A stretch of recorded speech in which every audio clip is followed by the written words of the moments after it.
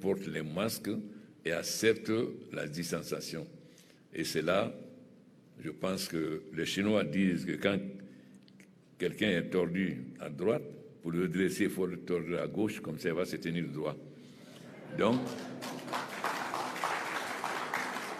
il est temps maintenant de tordre les Guinéens à gauche pour qu'ils reviennent de nouveau disciplinés afin qu'on mette fin à cette maladie.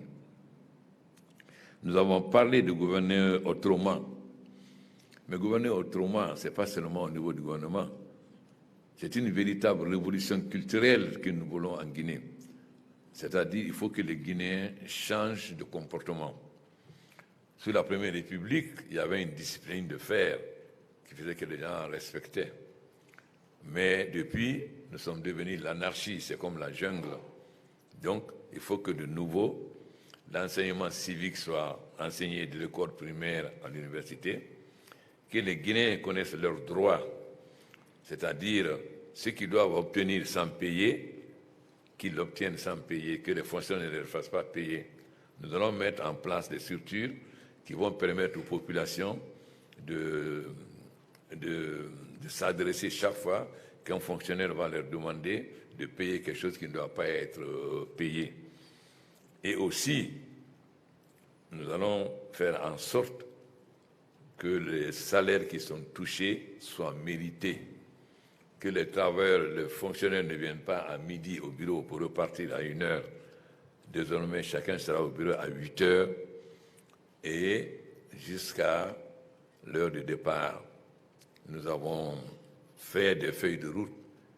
Nous avons pu organiser 3 élections en 6 mois sans aide extérieure. La Guinée a toutes les potentialités de ne pas avoir besoin d'aide budgétaire. Donc notre bataille aujourd'hui, ça sera que toutes les ressources guinéennes rentrent dans les caisses et que nous ayons une gestion plus rigoureuse que nous demandent nos partenaires. Parce qu'à ce moment, effectivement, la Guinée pourra se développer, parce qu'on ne peut pas se développer avec les crédits concessionnels. Nous avons d'immenses potentialités agricoles, minières, etc. Mais ça ne sert à rien de les avoir si on ne les développe pas. Nous sommes donc décidés à développer toutes ces potentialités, les chaînes de valeur et l'énergie et surtout les infrastructures. Parce que pour attirer les investisseurs, il faut qu'on leur donne des conditions. Nous allons prendre des mesures extrêmement rigoureuses, car pour qu'un pays change, il faut avoir le courage de prendre des mesures rigoureuses.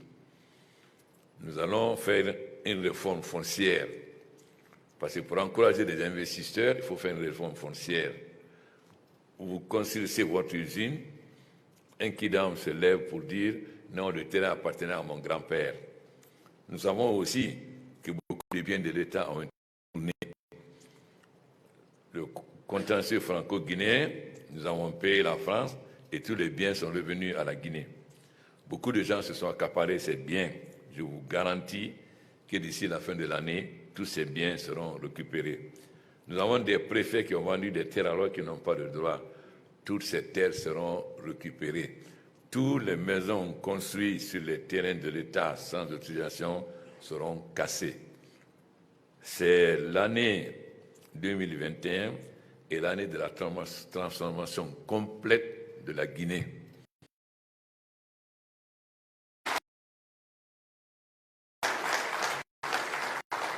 Vous savez, les Guinéens n'ont pas honte, ils ont peur. Alors, c'est comme la tortue, il faut mettre le feu derrière. Ce qui va se passer. Et désormais, le bien de l'État sera respecté. Nous n'accepterons aucune... Nous avons fait la géophysique. Nous connaissons les villas et les bâtiments. Nous n'avons pas voulu faire la chasse aux sorcières. Mais désormais, aucun franc ne dans autre part que dans les caisses de l'État. Parce que je suis convaincu qu'en une année, nous pouvons doubler nos ressources internes et ne plus avoir besoin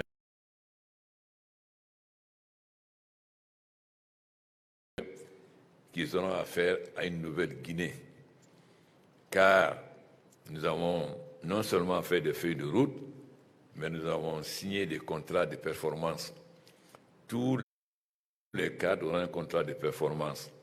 Il y aura des pénalités négatives et positives. S'ils réussissent, ils auront des primes. S'ils échouent, ils seront sanctionnés. Nous aurons fini, d'ici fin avril, nous aurons fini la digitalisation. Et ensuite, d'ici fin juin, grâce à l'accompagnement de notre ami Labad, nous allons faire l'audit du secteur minier, du secteur des banques et du secteur des sociétés de télécommunications. Parce qu'avec la dématérialisation et la nouvelle technologie, beaucoup de recettes ne rentrent pas.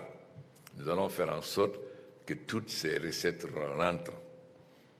Donc, la Guinée va faire sa révolution culturelle, pas seulement au niveau des ministres ou des dirigeants, mais au niveau des populations. Nous allons faire voter des lois extrêmement dures. Il est inadmissible que des gens vendent des produits périmés. C'est un crime. Donc, nous allons faire une loi. Chaque fois que vous avez des produits périmés, on va calculer l'ensemble des marchandises que vous avez dans votre magasin. On va vous mettre une amende double de cela. Il faut que ça soit très clair. Aussi, les concessions sauvages seront tous cassées. Et Conakry doit ressembler à une ville. Erdogan a dit à son passage que Conakry n'est pas une ville. J'espère qu'à son prochain il dira Conakry est enfin une ville. Voilà notre objectif. Nous voulons attirer des investisseurs. Il y a des gens qui nous critiquent parce qu'ils ne veulent pas investir, ils veulent seulement des marchés. La Guinée a une tradition d'indépendance, de défense de la souveraineté. Aujourd'hui, la Guinée se développe, certains sont mécontents, mais tout le monde est là. On m'a accusé de tout donner aux Chinois, mais quand vous regardez la Guinée, Alcoa est une société américaine. Alcoa seul a 5 milliards de tonnes de bauxite de réserve, plus que toutes les autres sociétés unies. Vous avez Rusal qui a Gandiang, qui a Kindia, qui a Fria. Vous avez Alufer qui est une société anglaise qui est à Boufa. Vous avez Mubadala qui est une société d'Abu Dhabi qui est à Sangaredi. Vous avez Achapura qui est une société indienne. Au niveau du fer, vous avez une société américaine-canadienne pour le mont Nimba, une autre société pour le Gotha. Et surtout, notre minerai de fer le plus riche au monde, qu'on ne trouve qu'à Karija. Or, Karija, c'est l'Amazonie. Pour exploiter, c'est mettre en cause l'environnement mondial. Nous savions très bien que jamais Rio Tinto n'aurait développé cette mine. Parce que cette mine a une teneur de 65%, Perarabas à 30%. Donc, Rio Tinto gagnait en bourse en présentant Simandou. Pendant ça, il ne pouvait pas développer, parce que développer Simandou, c'est fermer Perarabas. Grâce à Dieu, aujourd'hui, nous avons pu faire un appel d'offres.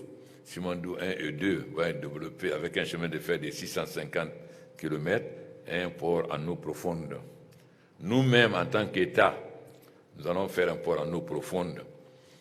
Parce que si notre minerai notre bauxite est meilleur que la bauxite australienne, nous sommes défavorisés par la distance. Mais avec le port en eau profonde et les bateaux de 100 000 à 200 000 tonnes, nous allons casser cela. Donc, nous allons faire toutes les réformes maintenant.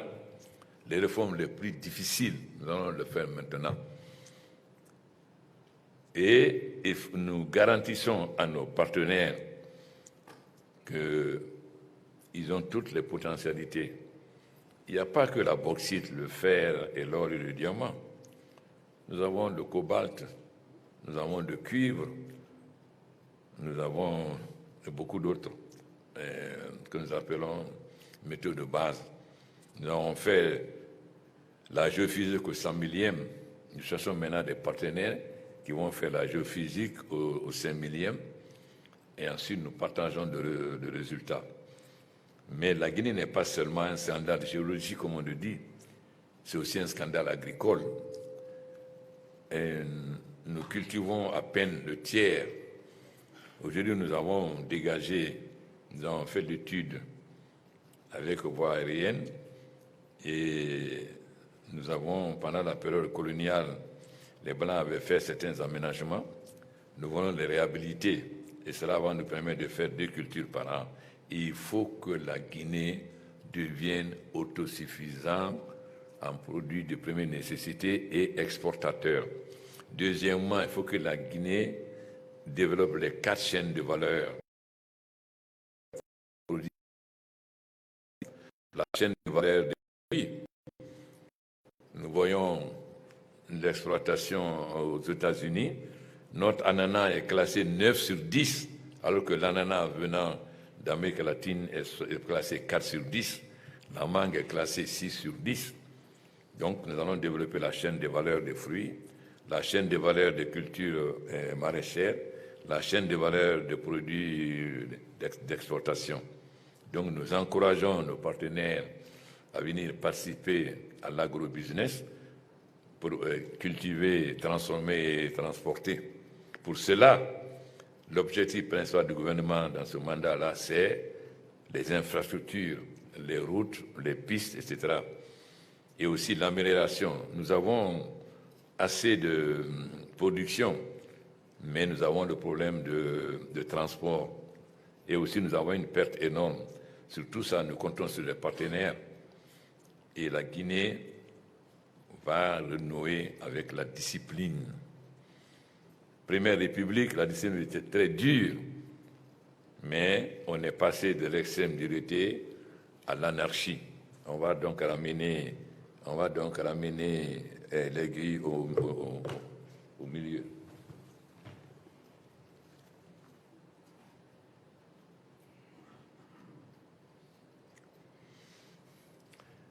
C'est pas grave. Les larmes, c'est aussi le bonheur. Donc, je souhaite la bienvenue à tous nos partenaires.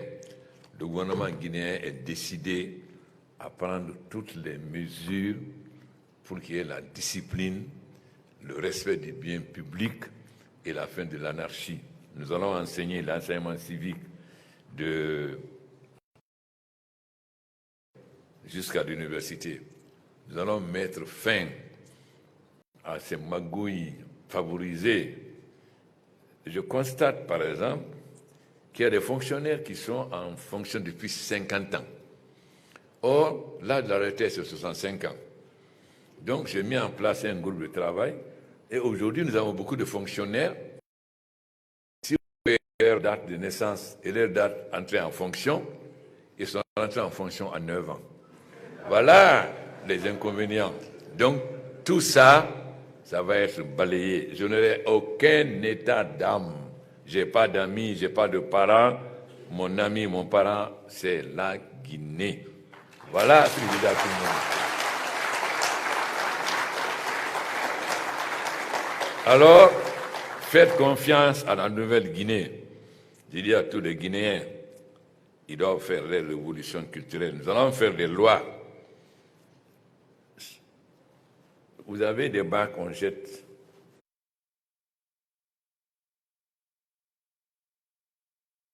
À côté, non. Tout, nous allons faire des lois parce que l'État, l'exécutif n'est pas plein de peine, mais nous allons faire voter par le Parlement. Ensuite, on essaie de critiquer la Guinée.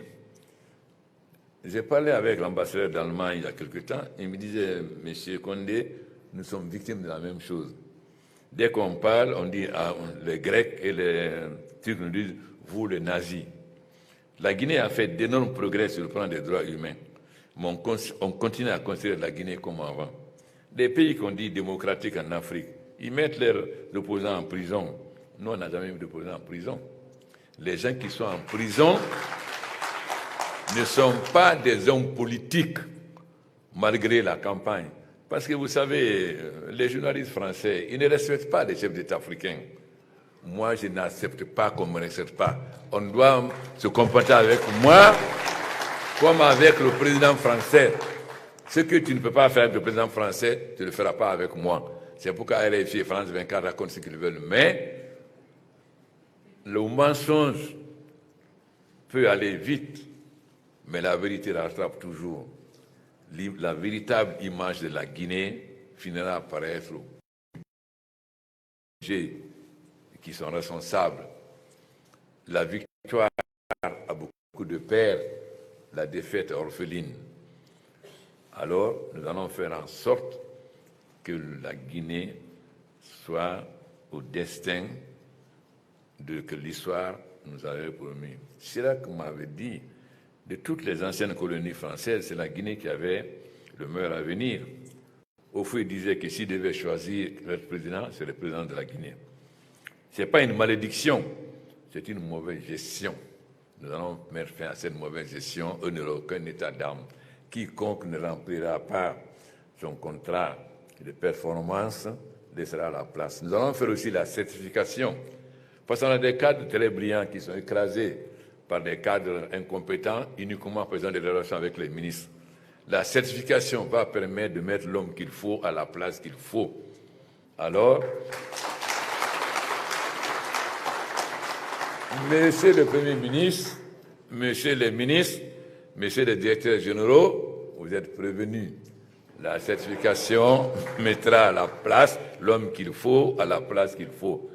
Et je vous souhaite plein succès et j'espère que vous serez davantage encouragés à venir investir en Guinée. S'il plaît à Dieu, la Guinée sera la deuxième puissance économique de l'Afrique de l'Ouest après le Nigeria. Ça ne plaît pas à tout le monde, mais nous sommes décidés à le faire. Merci.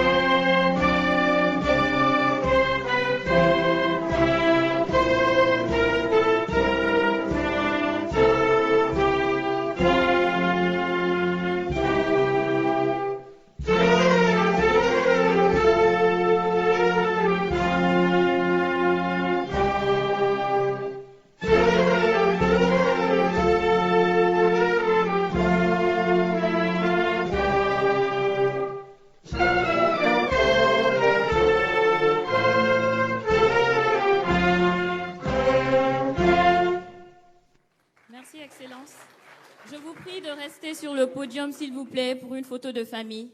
Merci beaucoup. À présent, on va appeler Monsieur le Premier ministre pour la photo de famille sur le podium, s'il vous plaît. Les ambassadeurs, les délégations étrangères et les invités de son Excellence, Monsieur le Président de la République. Merci. Veuillez vous rendre sur le podium, s'il vous plaît, pour une photo de famille.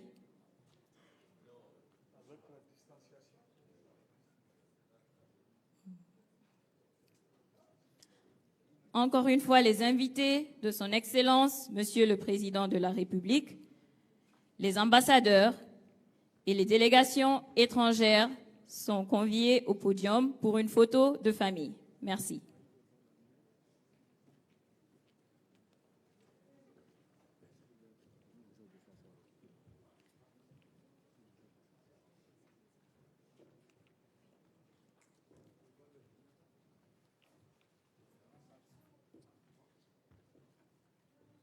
Cher public, vous pouvez regagner vos sièges.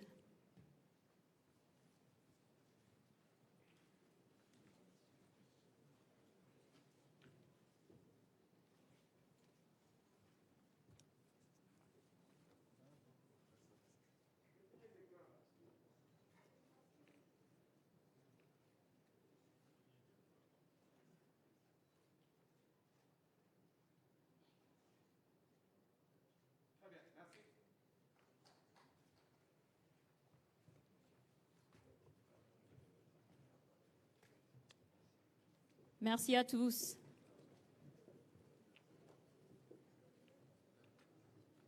Merci.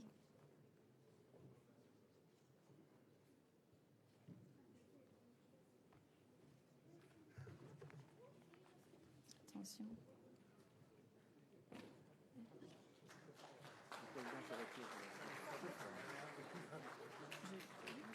Le président se retire maintenant. Merci beaucoup, Son Excellence, Monsieur le Président. Il va administrer la visite des stands à présent.